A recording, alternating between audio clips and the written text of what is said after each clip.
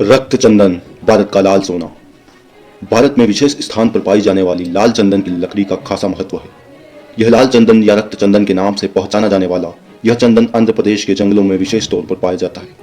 आखिर क्यों इसकी वजह से काफी खून खराबा भी हो चुका है? आखिर क्यों चीन में इस पेड़ की विशेष मांग है? आखिर क्यों इसकी तस्करी की जाती है? तो जानते हैं इन सब बातों का जवाब आज के इस वीडियो में। वैसे तो भारतीय संस्कृति में चंदन का एक विशेष महत्व है, तभी तो कहा जाता है चंदन है इस देश की माटी। इस छोटी सी पंक्ति से ही यह सिद्ध होता है कि भारतीय संस्कृति में चंदन को कितनी महत्वता दी जाती है। हवन, पूजा पाठ, महंगी शराब, कॉस्मेटिक, ब्यूटी प्रोडक्ट और आयुर्वेद में तो औषधि के तौर पर कई बीमारियों को दूर करने के लिए भी चंदन का उपयोग किया जाता है।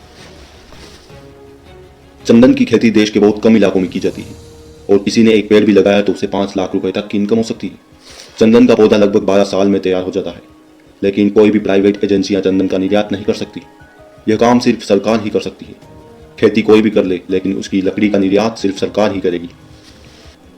चंदन की खेती करना इतना आसान भी नहीं है। इसके लिए मिट्टी का pH मान 4.5 से 6.5 तक होना चाहिए। साथ ही चंदन को ज़्यादा पानी की आवश्यकता भी नहीं होती। इसीलिए मिट्टी का सही pH और कम पानी वाले इलाकों में ही चंदन की खेती की जा सकती है। इसके अलावा और भी कई विशेष बातों का ध्यान रखना होता है, तभी एक किसान अच्छा मुनाफा कमा सकता है, अन्यथा उसे नुकसान ही भुगतना होगा। लाल चंदन की बहुत सी विशेषताओं और सोने से भी महंगी कीमत के कारण ही मोटा मुनाफा कमाने के लिए इसकी तस्करी की जाती है। इसी वजह से काफी खून खराबा भी होता है। इसके लिए कई विशेष कानून भी बनाए गए हैं और इन पेड़ों की सुरक्षा के लिए स्पेशल टास्क फोर्स की तैनाती भी की गई है, लेकिन फिर भी चंदन की तस्करी होती है। इसका कारण है मोटा मुनाफा, रिश्वतखोरी और डर। जैसे 5 उंगलियां समान नहीं होती, उसी तरह ग्रुप में भी कोई सदस्य समान नहीं होता। कोई न कोई सदस्य इतनी मोटी कमाई को देखकर लालच में आ ही जाता है। और डर के आगे कौन नहीं झुकता। कुख्यात डाकू वीरप्पन का नाम तो आप सभी ने सुना ही होगा। वीरप्पन के नाम से प्रसिद्ध कुंज मुनिस्वामी वीरप्पन दक्षिण भारत का कुख्यात चंदन तस्कर था। इसके अलावा वह हाथी दांत की तस्करी, पुलिस तथा वन्य अधिकारियों की हत्या व अपहरण के कई मामलों का भी अभियुक्त था।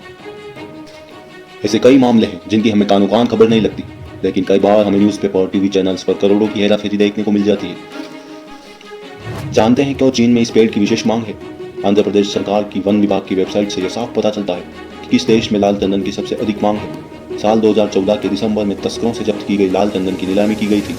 इस नीलामी में चीन, जापान, सिंगापुर, ऑस्ट्रेलिया, संयुक्त अरब और कुछ पश्चिमी देशों से लगभग 400 व्यापारियों ने बोली लगाई थी। इन 400 व्यापारियों में लगभग 150 चीनी कारोबारी थे। इससे यह साफ पता चलता है कि लाल चंदन के लिए चीन कितना तड़पता है।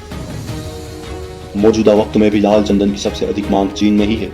अंग्रेजी अखबार चाइना डेली में छपी एक खबर के मुताबिक मिंग वंश के शासकों को लाल चंदन से बने महंगे फर्नीचर और सजावटी सामान इतने पसंद थे कि वो सभी संभावित जगहों से मंगवाया करते थे। मिंग वंश और उसके बाद के शासकों की दीवानगी का पता इस बात से भी चलता है कि वहाँ रेड सैंडलवुड नाम का विशेष संग्रहालय भी है, जहाँ लाल चंदन से बने अनगिनत फर्नीचर और सजावटी सामान भी रखे गए हैं।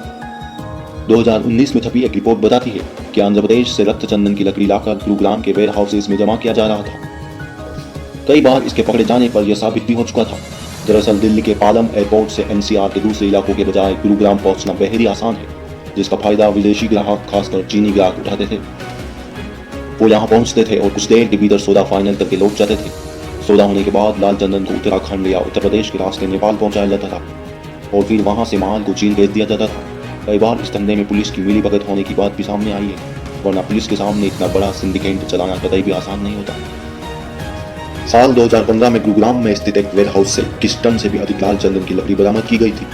उसकी कीमत लगभग 3 करोड़ रुपए आंकी गई थी। उस समय गिरफ्तार हुए एक ट्रक ड्राइवर ने माना था कि आंध्र प्रदेश से लकड़ी ट्रक के द्वारा लाई गई थी। किसी को शक न हो इसलिए लकड़ियों के ऊपर भूसा रखा गया था। हालांकि बीते कुछ सालों से ऐसी कुछ शिकायतें सामने नहीं आई है।